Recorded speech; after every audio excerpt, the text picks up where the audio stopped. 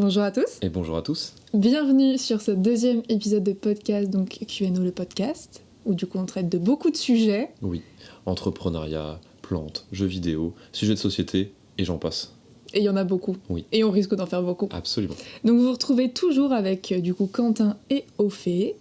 Et je pense qu'on va commencer. Oui, le thème du jour c'est est-ce qu'on peut travailler en couple ? C'est ça. Ou comment travailler en couple ? Parce que ça, c'est une question aussi qu'on nous pose aussi régulièrement quand même, c'est est-ce que, vu qu'on habite ensemble, qu'on est en couple, qu'on travaille à la maison, est-ce que ça se passe bien ou pas ? On va vous parler de ça en fait tout simplement aujourd'hui. Et donc comme le dernier épisode, il y a un thème principal que vous ne voyez pas sur la planche derrière parce que ce podcast est tourné uniquement en audio. Exactement. Il n'y a pas du coup de vidéo. Et on a toujours nos petits post-it avec aujourd'hui toujours un peu 5 thèmes principaux. Oui. Enfin 5 catégories en fait avec des questions qu'on va répondre. Et puis il y a une petite conclusion aussi qui peut faire aussi une ouverture sur un prochain épisode. Je prends le premier post-it. Vas-y. Du coup, on va parler des origines du projet, du coup, de Q&O. Est-ce que, je te laisse le faire si tu veux, est-ce que tu peux raconter un peu l'histoire ? D'où est-ce que c'est parti ? Un peu poser le contexte finalement. Ouais. Alors déjà, faut savoir que tous les deux, on est des machines à idées. Dans le sens où, avant d'être en couple, du coup, on était très amis. On était potes, on était meilleurs potes, on se racontait un peu tout. Et en fait, on a très rapidement lié une amitié autour de projets communs, donc notamment liés à notre école. Déjà autour d'idées en fait. Autour d'idées, ouais, on brainstormait, vu que moi par exemple je ne bois pas, je te ramenais très souvent chez toi pour éviter de prendre la voiture. Après les soirées, notamment les jeudis étudiants pour ceux qui connaissent effectivement. Exactement. Où on restait des heures durant à refaire le monde, mais plutôt autour d'idées et de projets divers et variés en fait. Ouais, en mode putain t'imagines si on pouvait faire ça, t'imagines si on faisait un truc comme ça, mais attends on peut peut-être retranscrire cette idée là, machin, et donc en fait on brainstormait jusqu'à 2-3 heures du mat, et en fait on était censé partir chez nous et moi je le déposais et tout, et puis au final ça partait sur 2 heures de brainstorm tous les deux à refaire le monde, et ça c'était quand même vraiment cool. Donc ça déjà c'était un peu la genèse de notre amitié, et puis au fur et à mesure en fait après on s'est mis en couple, tout ça, et puis au cours de notre dernière année d'alternance, donc au cours de l'année dernière, on voulait quand même lancer un espèce de média, mais on savait pas trop comment, on savait pas trop sur quel sujet, on savait pas trop comment le matérialiser, et surtout on n'avait pas spécialement de temps à allouer dessus. Et donc on voulait de base faire juste un podcast, donc on regardait notamment... Quentin est extrêmement friand de stream et de Twitch, et donc on regardait, je ne sais plus quel événement c'était à ce moment-là, c'était avec Mister MV. Ça devait être Speedon, je pense. Je crois que c'était le Speedon, exactement. Et en fait, moi du coup je découvre ça il y a 1 an à peu près, c'était dans ces eaux-là. Je peux juste expliquer le contexte, mais Speedon c'est un événement caritatif derrière qui récolte de l'argent donc pour des associations. Si je dis pas de bêtises, c'est Médecins Sans Frontières ou Médecins du Monde, ça, ouais. Je sais plus laquelle c'est. Bon bref, pour une ONG en tout cas.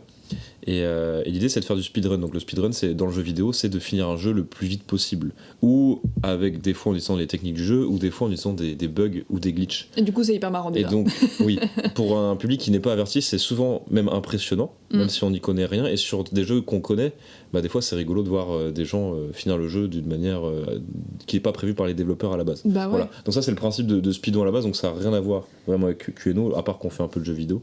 Mais c'est plus aussi pour montrer la manière dont c'est animé, la communauté qui est autour, ouais. Et un peu cet esprit-là un peu de partage qui est vraiment sympa et qu'on retrouve sur internet via certaines communautés. Ouais. Donc en fait c'est pour ça aussi, pour vous montrer aussi qu'on a une imagination débordante et des idées complètement what the fuck un peu à chaque fois dès qu'on parle.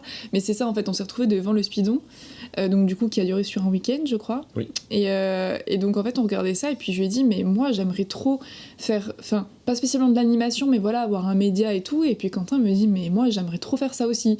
Et donc là on a commencé à brainstormer, on a dit vas-y on attendra plus tard, parce qu'on était tous les deux dans nos alternances, et puis on avait tous les deux des postes à responsabilité.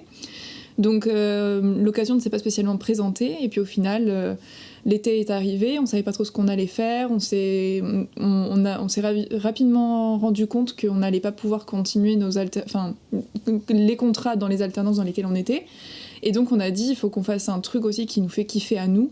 Et donc c'est pour ça qu'on a lancé Q&A. Et donc en fait on a dit pourquoi se limiter à un seul média quand en fait on a vraiment la passion du multimédia en tant que tel en fait, donc le multimédia, donc plusieurs médias. Hein. Et donc on s'est dit bah voilà, on va faire des streams, parce que toi t'avais déjà fait des streams il y a quelques années et tu kiffais ça. Juste pour rappeler, mais effectivement Q&A quand on l'a lancé à la base c'était réseaux sociaux, YouTube et Twitch. Donc voilà, avec Twitch du live en instantané, des vidéos YouTube au minimum une fois par semaine, et des publications sur les réseaux sociaux, notamment Instagram, TikTok. Voilà. Ça c'était le principe de Q&A quand on l'a lancé en septembre. C'est ça. Et donc on avait réfléchi d'ailleurs au concept et tout ça, donc on avait réfléchi à tout ça, et c'est vrai que le podcast il est allé vraiment sur le côté quoi. Et puis au final c'est en réfléchissant, en brainstormant, et je lui ai dit mais je pense que j'ai envie aussi pour dynamiser un petit peu YouTube et pour essayer et créer un autre type de contenu, je pense que j'ai envie de faire un format un petit peu podcast. Et au final il m'a dit mais au lieu de faire un format un petit peu podcast pour YouTube, on lance notre podcast. Et on va sur Spotify. Voilà. Et ça, c'est quelque chose que je pensais pas possible il y a encore quelques temps. Et voilà, maintenant vous pouvez nous écouter directement sur Spotify ou sur les autres plateformes d'écoute. Et ça, c'est juste incroyable. Ça, c'est ouf. Donc voilà un peu pour le contexte. Ouais, et donc après, forcément, hein, on est deux, on est en couple, machin. Donc forcément, c'était forcément qu'on allait bosser ensemble, quoi, et en couple. On tire le deuxième post-it ? Oui, vas-y, je te laisse le tirer. Alors, le deuxième post-it est avant qu'on travaille ensemble. Oui. Donc il y a quelques années, par exemple, le Quentin de 20 ans, par exemple, qu'est-ce qu'il pensait sur le travail en couple ? Qu'est-ce qu'il pensait ? C'est une super question, parce que effectivement, je vais pas répondre la même chose par rapport à ce que tu vas me dire par rapport à du coup aujourd'hui, hein, tu te doutes bien. Moi, je dirais que dans mes précédentes relations, j'avais pas forcément autant de communication. En fait, si on communiquait, mais pas de manière, je veux dire, sincère. En tout cas, il n'y avait pas une confiance totale, je dirais. Ce qui fait que tu es amené à cacher certaines choses. Et ce qui fait que, et en plus de ça, des compétences vraiment différentes ou dans des secteurs d'activité différents. Ce qui fait qu'il y a une vision de la vie qui est différente aussi. Donc je me serais pas vu travailler avec ma copine. Parce que, il y avait trop de différences. Et je sentais que c'était trop source de conflit. Le truc, c'est que nous, en fait, on a construit notre relation sur déjà des projets, des idées. Ce qui fait qu'on est quand même assez alignés aussi sur nos objectifs de vie. C'est pour ça qu'on habite ensemble, et c'est pour ça aussi qu'on a des projets dans le futur, je veux dire dans le perso, qui sont communs. Et ce qui est rigolo, c'est qu'on a des compétences complémentaires dans le pro. C'est très rigolo. Disons que c'est rigolo parce que ça veut dire aussi qu'on a une bonne entente en fait dans notre travail, et qu'on est capable aussi de se comprendre parce qu'on parle le langage de l'autre. Oui. Ça c'est hyper important, mais dans le sens où c'est un point positif comparé par exemple à d'autres couples qui vont travailler ensemble et en fait qui arrivent à travailler ensemble. Par exemple, il peut y avoir une comptable et un chef de projet par exemple. Oui. Mais du coup ils ne parlent pas du tout le même langage, et donc là il faut vraiment s'adapter à l'autre et vraiment communiquer comme un collègue, en fait, de collègue à collègue, chose qu'on fait aussi, mais du coup le fait d'avoir le même langage, finalement ça facilite les choses énormément pour nous, quoi. Oui, après je dis pas que c'est impossible, hein. Dans ton exemple il faut juste ramener un peu de pédagogie, et ça se fait très bien, mais nous c'est vrai que du coup on a cet avantage là qui a en fait pas de frein du tout, mais je dirais le point essentiel en fait c'est même pas c'est les compétences communes, c'est un avantage, mais en fait si c'était pas là ce serait pas grave, parce que à la base on a les mêmes idées. Oui. Et la même vision de la vie, ce qui fait qu'en fait ça simplifie tout, et après on a d'autres choses aussi moi qui me simplifient la vie, et je vais juste te dire un exemple et je pense qu'on développera plus tard, mais on va dire qu'on n'a pas de problème à montrer quand l'autre fait n'importe quoi. Ouais. Et on va réussir à du coup communiquer sans que l'autre se vexe en fait. Oui, c'est ça. Et ça c'est une force qui je pense dans beaucoup de relations, je parlais de confiance au début, s'il n'y a pas la confiance, et du coup on va plus se vexer, on va plus prendre les choses personnellement, alors que nous quand on est dans le contexte du travail, ça reste du travail, et après quand on est dans le perso, c'est du perso, on arrive aussi à faire la distinction. C'est ça. Voilà, j'ai à peu près répondu à la question. Donc je dirais avant pas du tout, et maintenant beaucoup plus, mais c'est aussi parce que le contexte de notre relation, notre histoire fait que on a déjà, j'ai envie de dire, on a commencé limite par être des amis dans le cadre de projets en commun, et donc logiquement maintenant on fait les projets en commun. C'est ça.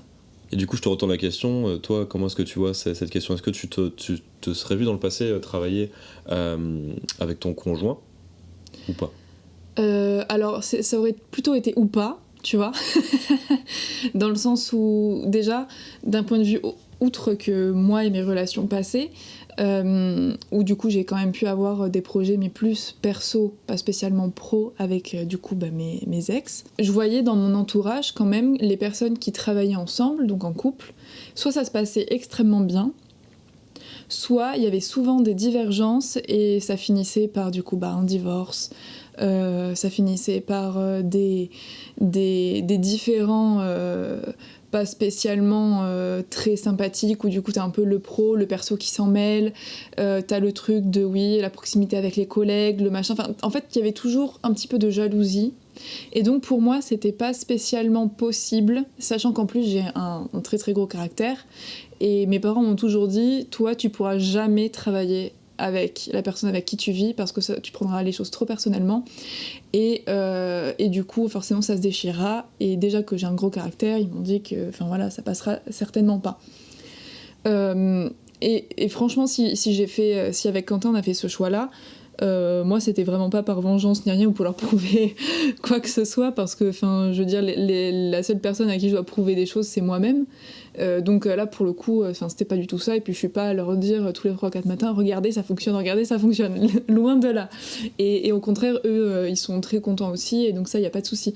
Mais c'est vrai que moi j'avais un petit peu peur, donc avant de faire des projets avec toi, j'avais toujours un petit peu peur d'être trop impliquée par exemple dans le travail et pas assez dans le perso, parce que moi j'ai toujours été aussi un peu comme ça, c'est toujours privilégier les études, la carrière entre guillemets, et le perso y passer après, alors qu'en fait non, tu peux clairement faire les deux et ça peut très bien se passer aussi, et donc voilà, j'avais des idées en fait très arrêtées sur les choses, et c'est vrai que du coup mon mindset a pas mal changé avec les études que j'ai fait, et notamment avec mon emménagement à Lisbonne, et du coup après mon retour, quand t'es tout seul pendant 6 mois avec toi et tes pensées, et que c'est le Covid et que la seule chose que tu peux faire c'est réfléchir à ce que t'as envie de faire et à ta vie. Oui, je me permets juste de t'interrompre pour dire si ça vous intéresse de suivre en fait ton aventure, parce que t'as documenté en fait toute ton aventure à Lisbonne.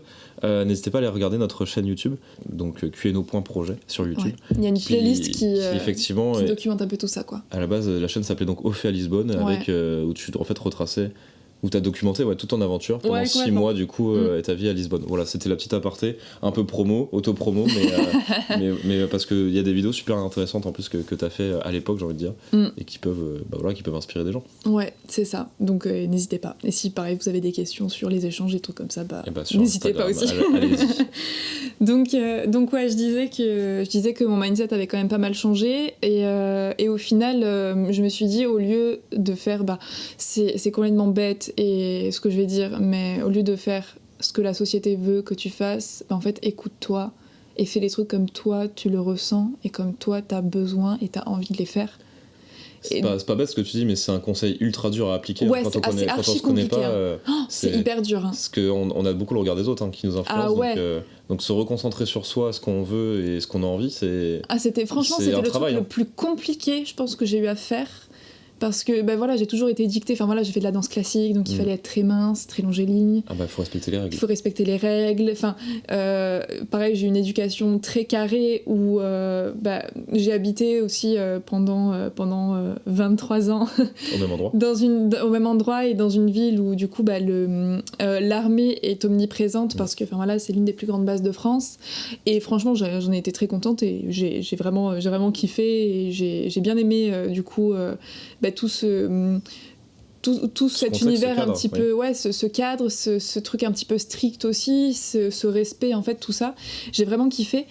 Mais c'est vrai que quand t'as l'habitude de faire un truc, ouvrir ses horizons, disons, et se mettre un petit peu au centre du monde. Je dis pas qu'il faut être égoïste tout le temps, mais c'est vrai que faire des petits focus sur soi de temps en temps pour savoir ce qu'on a besoin, ce qu'on a envie, tout ça, c'est hyper important, et notamment pour pas aller dans des relations toxiques, s'écouter tout ça, et donc pour que la cohabitation se passe au mieux. Parce qu'on revient un petit peu sur le sujet principal qui est du coup travailler en couple, mais c'est vrai que si tu pars dans un truc où la société entre guillemets inconsciemment veut ça de moi, de toute façon c'est ce que tu feras. Mais est-ce que t'es vraiment heureux ? Je ne sais pas, je ne pense pas. Après, ça, c'est chacun fait son truc et chacun a ses pensées.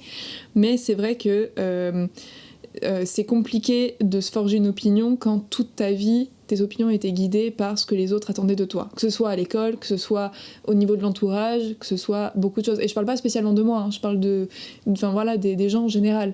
Donc c'est vrai que c'est assez compliqué de se recentrer sur soi et de penser juste, ça tronche en fait, clairement. Et c'est un exercice que j'ai eu de la chance d'avoir fait. Inconsciemment, je pense, et puis au final, c'était une des meilleures choses qui me soit arrivée en allant à Lisbonne toute seule. Et ce qui fait que maintenant, j'ai plus peur, entre guillemets, d'essayer des choses. Et donc là, d'essayer de travailler en couple, et en fait, ça me faisait plus peur. Alors qu'avant, j'aurais dit, mais non, j'aurais mis des barrières à me dire, on sait jamais comment ça peut se passer, je ne préfère pas essayer au cas où ça se passe mal. Alors que là, en fait, je me dis, au pire, ça se passe mal. Qu'est-ce qui peut arriver ? Rien, juste quelques engueulades, on en discute parce que du coup nous on est beaucoup dans la communication et on aime savoir ce que pense l'autre, et pour nous c'est hyper important parce que sans communication on juge tous les deux, pareil, ça c'est notre opinion, mais qu'un couple sans communication c'est très compliqué à le maintenir et à le faire fonctionner. Donc du coup on est énormément à l'écoute l'un de l'autre, ce qui fait que le moindre problème au niveau pro, au niveau perso, on en parle et c'est hyper important. Et donc c'est pour ça que moi j'ai plus peur de faire confiance aussi dans le pro à la personne qui partage ma vie, parce que au pire au mieux ça se passe bien, au pire la vie continue quoi. C'est con, mais il n'y a pas de il y a pas d'autres choses qui peuvent mal se passer. Je veux dire, il va pas y avoir des gros drames, machin. Si tout le monde se respecte, ça peut que bien se passer, quoi. Mais pour ça, il faut se respecter, il faut communiquer. Donc voilà, mon opinion a beaucoup changé ces dernières années. Mais voilà, où est-ce que je me situe. On passe à la suite ? On passe à la suite. Tu choisis ? Moi, je pense qu'on va les prendre dans l'ordre. Du coup, je vais prendre le suivant qui est... les points positifs. On va commencer par... on peut commencer par les difficultés. Est-ce qu'on peut commencer par ça plutôt ? On peut commencer par les difficultés. Commençons par les difficultés, on finira par les points positifs, c'est plus... psychologiquement, c'est mieux. Mais du coup, en parlant de difficultés, moi j'en vois plusieurs, quand même, parce que la vie n'est pas un long fleuve tranquille, ça vous le savez tous, je pense. Mais je dirais que au vu de la relation, comme l'a très bien dit Ophé, on a tous les deux des gros caractères. Mais ce qui fait que... Je sais pas comment dire ça. En fait, on va éviter d'aller au conflit tous les deux quand même. On n'est pas des gens qui aiment se mettre en spectacle et crier, lancer des casseroles. Donc du coup, ce qui va se passer, donc ça c'est moi. Je vais plutôt me refermer et au contraire couper la communication pour éviter de m'énerver. Là où Ophé va plutôt au contraire pousser le dialogue, ou va essayer souvent de crever l'abcès. Ouais. Beaucoup plus que toi, ouais. Bon, ce qui va encore plus me braquer. Mais ça, je l'ai appris. Donc du coup, maintenant, je sais que je dis, ok, tu veux pas parler, me parle pas. Donc ce qui fait qu'on fait tous les deux la gueule. Et du coup, on fait tous les deux. Mais au moins, ça nous permet en fait de nous calmer, de nous recentrer. Ouais. Et moi, j'ai besoin de ça, par exemple, pour reposer un peu les pensées, pour éviter d'être impulsif. Et donc, ce qui fait qu'après, on peut... Pour éviter d'avoir un mot plus haut que l'autre et après le regretter aussi. Et ce qui fait pas avancer le débat. Donc du coup... donc ça c'est pas une difficulté, mais voilà, c'est que maintenant on sait en fait gérer aussi nos deux forts caractères, qui du coup souvent sont en désaccord, et on n'a aucun souci avec ça en fait. C'est pas le désaccord qui nous pose problème, mais c'est que on va dire quand il y a de l'émotion en fait qui se rajoute, donc c'est souvent de la frustration, un peu d'énervement, et en fait on évite de cracher cet énervement à la figure de l'autre, parce que ce sera pas productif en fait. C'est ça. La difficulté, c'est comme dans n'importe quelle relation humaine, il faut juste gérer la relation, et donc c'est à la fois une difficulté, mais c'est aussi une force en fait, parce que si c'est bien géré en fait ça roule bien. C'est ça. Moi en fait la plus grosse difficulté que j'ai en ce moment, c'est que on travaille beaucoup, mais en fait on n'a pas pour l'instant le fruit en fait de notre dur labeur, tout simplement parce que aujourd'hui on va dire on est un peu en difficulté financière. C'est pas quelque chose de grave en soi, parce que je vais te dire dans nos deux philosophies, on va dire l'argent n'est pas au centre de nos objectifs de vie. Non. On veut juste le minimum requis pour vivre. Et je dis pas ça dans ce podcast pour vous nous donner de l'argent, c'est pas non plus ça l'idée. Il y a aucun souci, on arrive quand même à vivre et à s'en sortir. C'est juste qu'on n'a pas de tabou là-dessus, et puis que si on est en difficulté, on n'a pas de problème à le dire. On ne dira pas, mince, ils vont avoir un regard différent sur nous. Enfin, non, là, pour au contraire. On s'en fiche. Mais c'est plus en termes de transparence. Ouais, voilà, c'est ça. Je préfère le vraiment dire. La réalité des choses. Aujourd'hui, on travaille beaucoup, on met beaucoup d'efforts dans des choses qui rapportent zéro. Donc en fait, de base, moi j'ai aucun problème avec ça, mais c'est vrai qu'à la longue, comme là ça fait quand même plusieurs mois qu'on est sur ce projet, le fait que ce soit pas aujourd'hui rémunérateur, psychologiquement ça commence à peser un petit peu, dans le sens où voilà, en termes de loisirs on est obligé de se limiter, en termes d'alimentation on est obligé de faire très attention, et en plus avec l'inflation, là pour vous donner un exemple, au niveau chauffage on essaie de rationner aussi les radiateurs pour et faire des économies. Donc ça c'est quelque chose qu'on ferait dans tous les cas parce que le prix de l'énergie a fortement augmenté, mais disons que là cumuler on va dire le prix de la vie aujourd'hui là, c'est obligatoire, plus nos faibles revenus, parce que c'est ça, c'est quand même on va dire une contrainte, une difficulté supplémentaire dans ce projet qui vous comprenez bien peut impacter un peu le moral et donc impacter aussi la relation, parce que comme on vous l'a dit au début, on travaille et on vit au même endroit. Après, en fait, c'est pas une fin en soi parce que la situation va évoluer et on a déjà des indicateurs positifs qui nous motivent et qui, du coup, vont effacer ces difficultés. Ça se trouve, je refais le même podcast dans 6 mois, j'ai plus du tout le même point de vue là-dessus. Mais voilà, moi, c'est ça les deux grands pans de difficultés que je vois à ce qu'on travaille ensemble. C'est que, pour l'instant, on gagne pas d'argent parce que, on passe du temps à investir pour ensuite que ça nous rapporte plus tard. Et potentiellement, on va dire, nos caractères qui peuvent être une difficulté de temps en temps. Ouais. Moi je pense que j'aurais dit la même chose et j'aime bien faire un parallèle aussi avec des exemples de la vraie vie et notamment avec celui des caractères et de la frustration que tu peux avoir par exemple lors d'une, je sais pas, imagine nous on fait des brainstorming, imagine en entreprise t'es en réunion, t'as quelqu'un avec qui t'es pas d'accord, forcément tu peux aussi te braquer, tu peux lui envoyer plein de trucs à la tronche, ou alors tu peux aussi te contenir comme toi du coup tu le fais. Après moi aussi parce que je t'envoie rien à la tronche aussi, non, mais c'est juste sûr. que moi je suis plus dans la communication que Quentin lorsque du coup moi je suis frustrée. De toute façon ça se voit à ma tête et puis je vais chialer. Toi tu vas plus envoyer des scuds que moi, un peu plus. Tu vas avoir tendance à mettre des petites piques. Ouais, mais parce qu'en fait du coup, tu sais, quand moi je suis beaucoup dans la communication quand même, et du coup, quand la personne en face ne te répond pas du tout, t'essaies de titiller un peu pour voir si ça répond, quoi.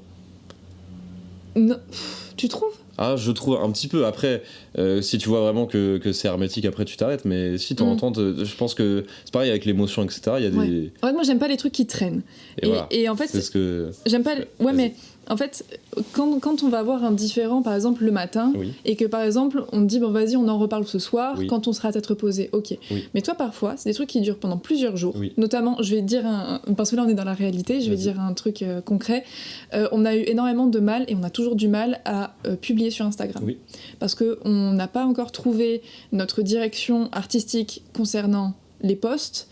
On n'a pas spécialement, on n'arrive pas à se dégager du temps. En fait, surtout qu'on n'a pas la rigueur nécessaire aujourd'hui pour se dire, en fait, on s'est donné un objectif de publier au moins 2 fois par semaine sur Instagram, et en fait, on le fait pas parce que soit on fait autre chose, ou en tout cas, effectivement, comme tu dis, on passe pas de temps à développer notre feed. C'est ça.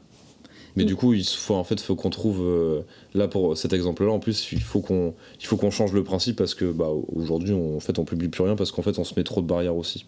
Oui. Parce qu'on veut trop bien faire. Donc, voilà, c'est ça c'est un autre sujet après, mais effectivement, du coup, ce qui fait que donc, par exemple, le constat est qu'aujourd'hui, il n'y a plus rien qui est publié sur Instagram en feed. Voilà, en publication normale. C'est pour ça qu'on là-dessus, on n'a plus de différence, et que parce qu'on en a discuté tout ça. Mais c'est vrai qu'au début, moi, je proposais des choses. Au départ, on avait proposé des choses. Moi, les photos ne me plaisaient pas spécialement. Je disais à Quentin, et vu que c'était Quentin qui les avait prises, déjà, il s'était un peu vexé, dans le sens où je lui ai pas dit sur le moment que ça me plaisait pas, et en fait au final parfois tu peux réfléchir aussi, tu peux avoir un avis qui change, tout ça. Et après je lui ai proposé moi du coup des choses pour lui dire moi j'aimerais bien, pourquoi pas faire ça, donc je lui montre clairement des moodboards, je lui montre des exemples sur Pinterest, tout ça, et puis silence radio, et après il me dit j'aime pas, et en fait c'est tout. Donc moi je lui fais ok, on verra plus tard, on a d'autres choses à faire et tout. Se passe 1 jour, 2 jours, et je lui dis alors du coup le feed, il me fait non, on verra plus tard. Et à un moment donné il faut quand même le faire, et en fait ça a duré pendant plusieurs jours, et je lui dis mais alors qu'est-ce que tu veux ? Je sais pas. Et je dis non, en fait moi je te propose des choses, toi la contrepartie, et comme dans toute entreprise, c'est pas d'être fermé et de dire non j'aime pas. parce que ça du coup c'est, je vais pas dire immature, mais du coup t'as pas de réflexion derrière, c'est du coup de proposer quelque chose derrière. D'avoir une solution en fait. Et donc moi je lui ai dit ok, mais à un moment donné propose quelque chose. Et donc après c'était bah oui mais j'ai pas le temps, j'ai pas d'idée, j'ai pas de machin. Et donc moi du coup bah forcément ça m'a énervé. Ce qui est normal en plus. Pour le coup, quand ça traîne plusieurs jours, bon tu sais au début tu te dis bon ok, il a pas le temps, il a machin, on réfléchit à beaucoup de choses parce qu'on était sur énormément de projets, donc il y a aussi beaucoup de choses derrière. Et après je lui dis ouais mais il y a un moment donné faut quand même penser à des choses.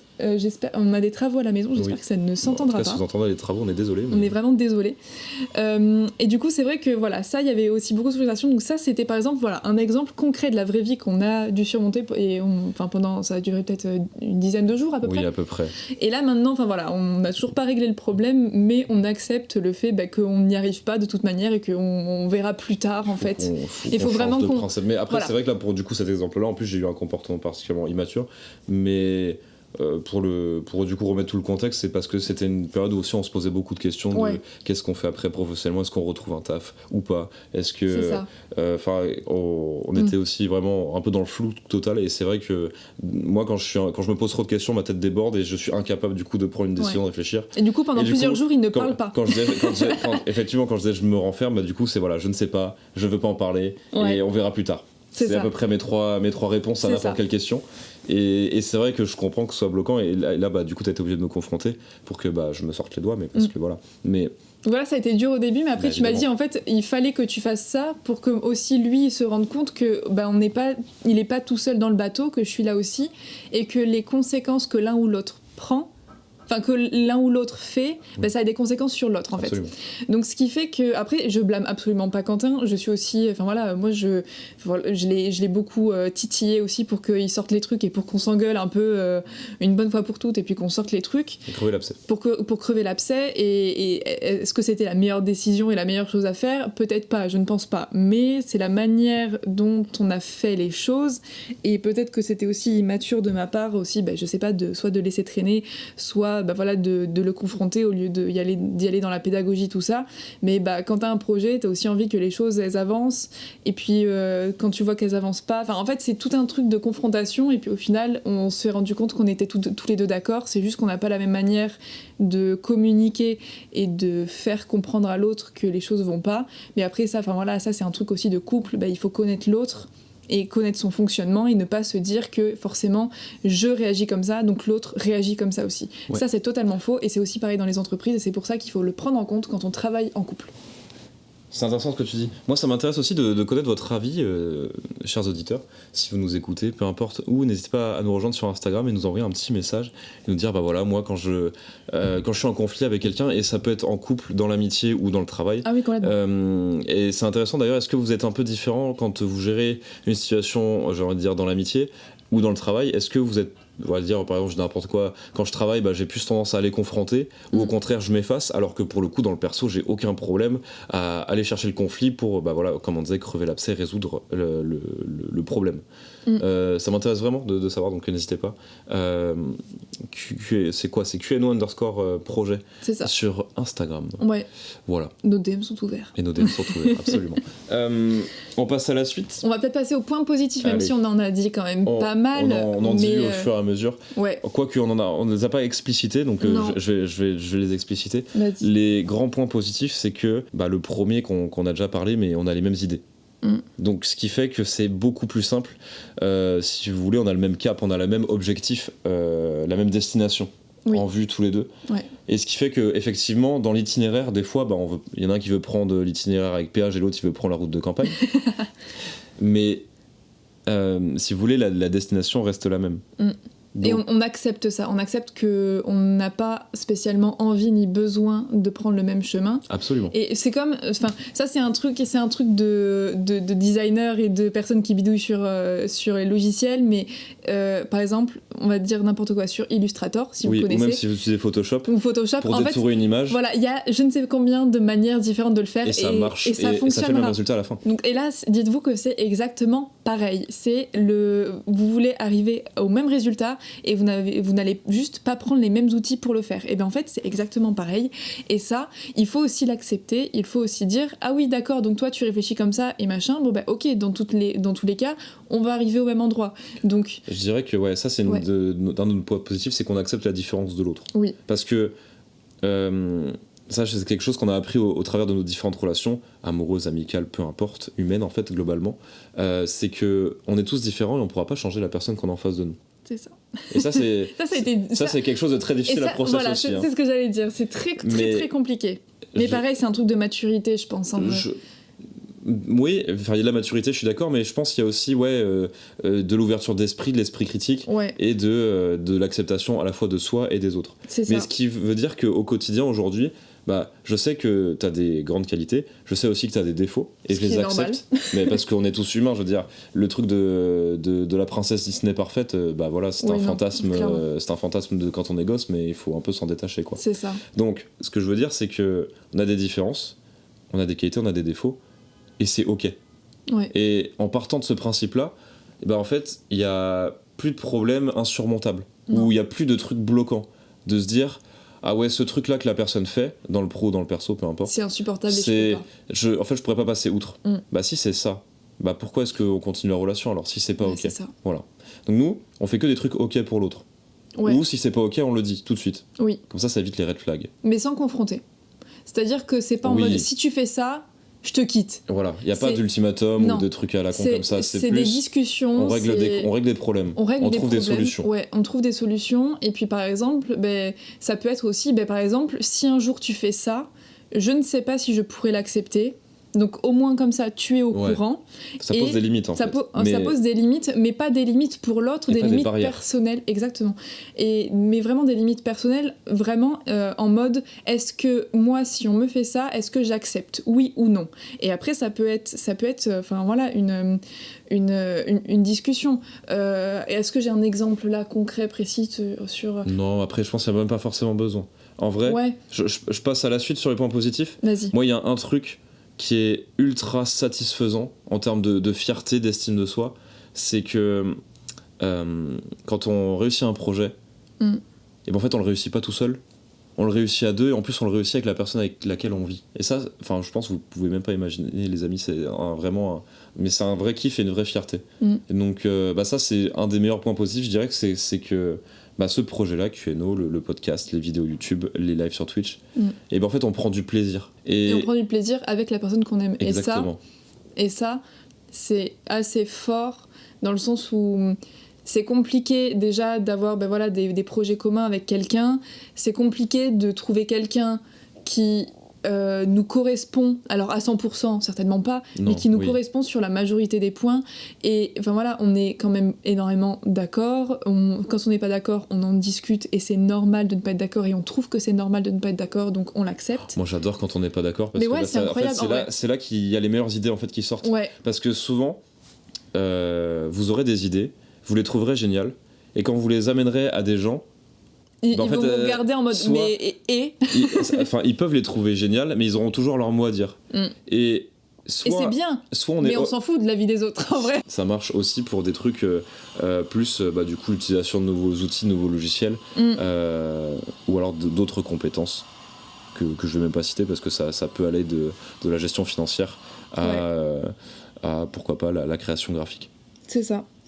Voilà. Moi je vais juste rajouter un autre point positif qu'on a un petit peu parlé, mais qu'on n'a pas spécialement explicité. C'est le fait de savoir, et là je dis à titre vraiment personnel, de savoir séparer le pro du perso. Et ça, c'est quelque chose donc, que moi je savais que j'allais faire parce que moi j'arrive vraiment à séparer les choses et j'arrive à zapper les choses. C'est vrai que t'as un esprit qui switch. Moi je switch mais totalement. Déjà de tâche en tâche, tu es capable de faire des choses qui demandent beaucoup de concentration à quelque chose après. Et puis après totalement l'opposé quoi. Et après revenir sur un truc hyper concentré. Et ça j'arrive pas. Moi j'ai beaucoup plus de mal à ça Mais voilà déjà. Et après effectivement du coup t'as un switch on-off aussi en mode là je suis en pro, là je suis en perso. Ouais. Et ça c'est un truc du coup que Quentin avait peur de pas réussir, et ça c'était les discussions qu'on avait au début. En vrai j'y arrive pas trop, parce que j'ai toujours un peu l'esprit qui tourne. Moi si vous voulez, mon cerveau à partir du moment où il se lève il se pose des questions et en général il y a tout qui se mêle quoi. Ouais c'est ça. Et moi il me disait vraiment au début du projet, il me dit mais oui mais si on n'arrive pas à faire la différence entre le pro et le perso, moi je vais être frustrée et je peux passer des jours sans te parler parce qu'il y a un truc qui m'a frustrée au travail. J'avais très peur de ça. Et vu qu'on va bosser ensemble, j'ai pas envie que ce soit la fin de notre couple parce qu'on travaille ensemble. Et ça c'est un truc du coup qu'on a réussi à déconstruire, parce que ben voilà, je l'ai quand même beaucoup rassuré et je lui ai dit mais tu sais c'est un projet, si ça ne fonctionne pas, on l'arrête. Il m'a regardé, il m'a dit t'as raison. Ok, ben on le fait. Mais c'est quelque chose d'intéressant, c'est comme beaucoup, moi je suis quelqu'un de très stressé. Vraiment, vous me verriez, j'ai toujours une jambe qui gigote. Ah ouais, c'est un truc de fou. Et voilà, je suis un stressé de la vie un peu. Parce que voilà, je me pose des questions tout le temps et je stresse pour rien. Mais c'est ok. Et c'est ok. Et il n'y a aucun problème. Mais ce que je veux dire, c'est que du coup, quand on prend le temps de discuter, en fait, on arrive à enlever les barrières qu'on se pose. Parce que moi, j'ai tendance, pareil, à me poser beaucoup de barrières. Ouais. Tout seul. Et des barrières qui, du coup, sont inutiles. Parce que, en fait, qu'est-ce qu'on risque à se lancer à part échouer? Et on en fera un podcast là-dessus parce que c'est super intéressant. Sur l'échec, entre guillemets. Mais c'est juste pour dire, effectivement, que je suis un grand stressé de la vie et que, de par tout ce contexte-là, en fait, on a tendance, même si on n'est pas forcément stressé de nature, à se poser des barrières qui nous empêchent après de faire ce qui nous plaît. Parce que, en fait, là, aujourd'hui, je me pose pas la question de faire un truc qui me rapporte de l'argent, mais vraiment faire quelque chose qui me plaît. Parce que j'ai le luxe de pouvoir faire ça. C'est ça.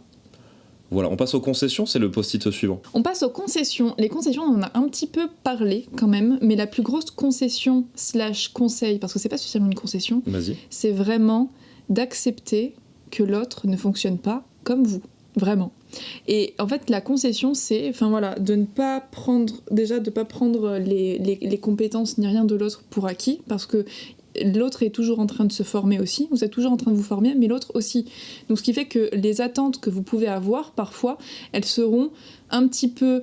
elles seront plus basses que ce que vous attendez.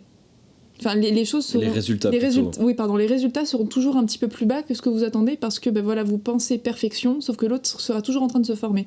Parce qu'on le rappelle, là, nous, QNO, on fait tout, tous les deux. Oui, absolument. Donc, ce qui fait que même en termes de un peu logistique, nous, on n'a pas fait des études là-dedans, hein.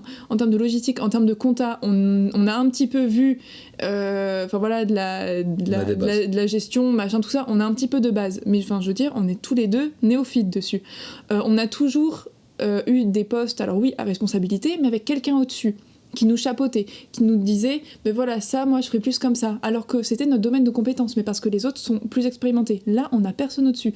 Donc les seules personnes qui nous forment, maintenant, c'est quand on a un doute, on va voir c'est les tutos YouTube ou l'autre. C'est normal de ne pas maîtriser totalement quelque chose, et donc il faut accepter aussi que l'autre n'accepte pas tout. Donc, du coup, et ça, c'est compliqué. Et donc la concession, c'est vraiment d'accepter que l'autre ne soit pas parfait dans le travail. Ok. Aussi. Donc baisser un peu ses attentes perso. Baisser ses attentes perso.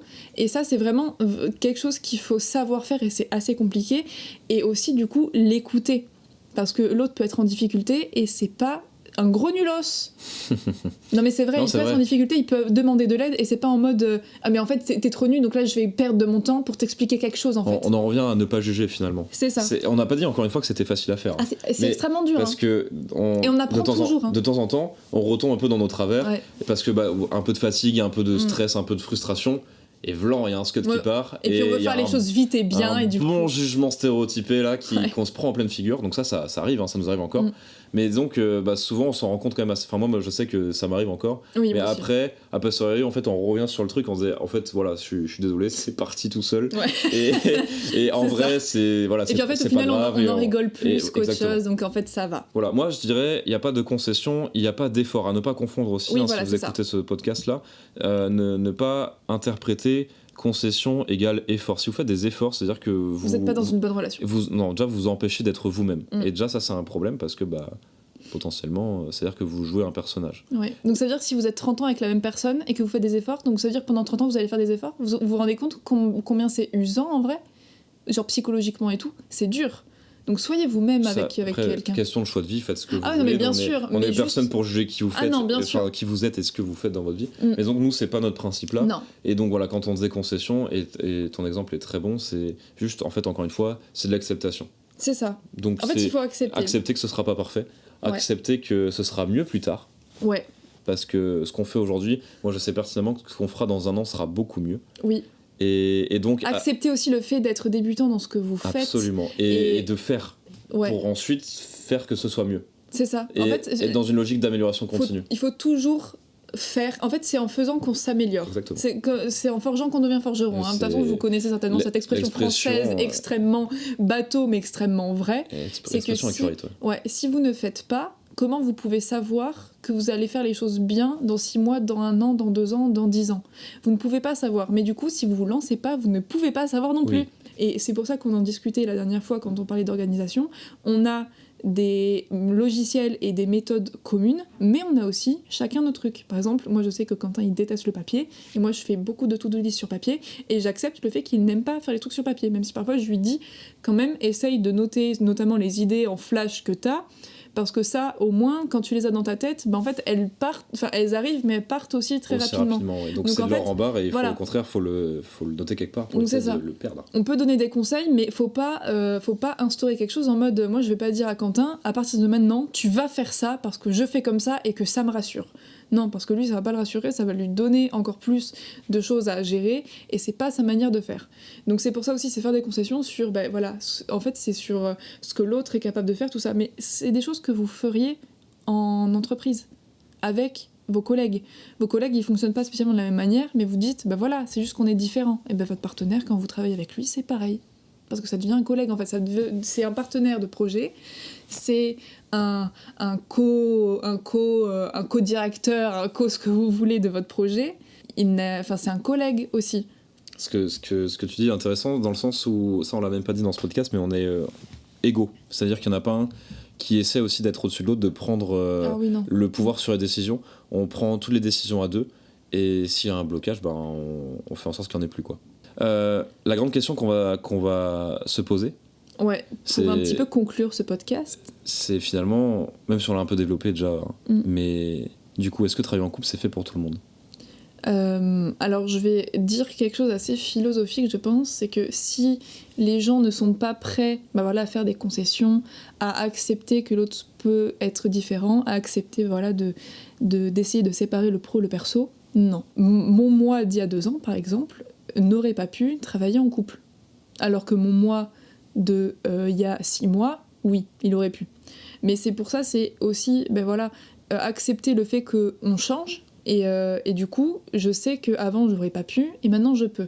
Et c'est aussi se poser les bonnes questions de c'est pas est-ce qu'on est capable ou pas de travailler en couple, c'est est-ce qu'on est capable de faire des concessions, d'être dans la communication, être capable de demander de l'aide aussi, parce que ça c'est quelque chose que les gens souvent n'osent pas faire, c'est d'avoir peur de paraître faible, c'est de demander de l'aide. Donc ça il faut aussi le prendre en considération. Et moi je dirais que si on travaille un petit peu sur ses relations, sur soi, tout ça, sans vouloir changer, sans vouloir faire des efforts comme on le disait, oui, ça peut être fait pour tout le monde. Mais pour ça, il faut quand même avoir un bon mindset, il faut pouvoir communiquer avant, il faut savoir dans quelle direction on part, il faut avoir des objectifs communs, je parle dans le pro bien sûr, il faut avoir des objectifs communs, il faut se poser un cadre à respecter, il faut aussi accepter que l'autre ne fonctionne pas de la même manière. En fait c'est un petit peu une conclusion et un petit résumé de tout ce qu'on a parlé, mais je pense que tout le monde peut être fait, mais pas en l'état entre guillemets pas en brut. Il faut pouvoir tailler un petit peu la pierre brute qu'on est pour être capable de faire un petit peu tout ça. Pour moi, en fait, j'ai pas de réponse oui ou non. En fait, c'est comme je l'ai déjà dit plus tôt, en fait, ça. Le politicien. C'est vrai. Pour moi, on peut travailler en couple si on a le même objectif, la même idée. Et donc, du coup, là, on parle de pro, mais ça marche du coup également sur le perso. Si vous n'arrivez pas à vous projeter, à avoir des projets en commun et d'être d'accord vraiment sur le projet, parce que des fois, on se dit. On a un projet, mais on veut les faire totalement différents. On a une idée vague. mais en fait c'est pas clair après du coup les différents jalons, les différents objectifs intrinsèques. Donc on va dire sur le fond on est d'accord, mais en fait sur la forme pas du tout. Ça sera impossible de travailler ensemble. Enfin voilà, je vais pas mentir, mais si tout est comme ça, c'est compliqué. Ça créera des conflits inévitablement. Mais j'ai envie de dire que c'est pour comme n'importe quel projet, et je veux dire que c'est pas fait pour tout le monde, parce que tout simplement aussi tout le monde n'a pas l'envie d'entreprendre, l'envie de faire. C'est ça. Il y a plein de gens, et c'est ok aussi, qui aiment bien avoir un cadre, avoir des consignes claires et avoir une tâche à faire, ou des tâches un peu importantes. C'est facile en fait. C'est même pas une question de facilité, parce qu'il y a des tâches très techniques et des choses mais qui sont pas dans cette logique d'entreprendre, de créer des nouvelles choses. Donc je dirais plutôt dans ce sens là que c'est pas forcément du coup fait aussi pour tout le monde, du coup de travailler en couple. Par contre, si vous avez l'idée de faire, l'envie de faire, et qu'il y a des objectifs communs, là, il faut pas hésiter, il faut y aller, quoi. Changement de micro pour cette dernière séquence. Je suis actuellement sur le micro de l'ordinateur, étant donné que nous avons eu la bonne surprise de constater que notre enregistreur a cessé de fonctionner à la fin du podcast. Donc, je me permets de faire l'outro directement avec ce micro. J'espère que cet épisode vous a beaucoup plu. On se dit à très bientôt pour le prochain épisode dans 15 jours. Et d'ici là, si cet épisode vous a plu, n'hésitez pas à nous mettre 5 étoiles sur Spotify ou sur votre plateforme d'écoute, et de nous le dire directement sur Instagram ce que vous avez pensé de cet épisode. Au fait ce jour à moi pour vous faire des gros bisous, et on vous dit à très bientôt.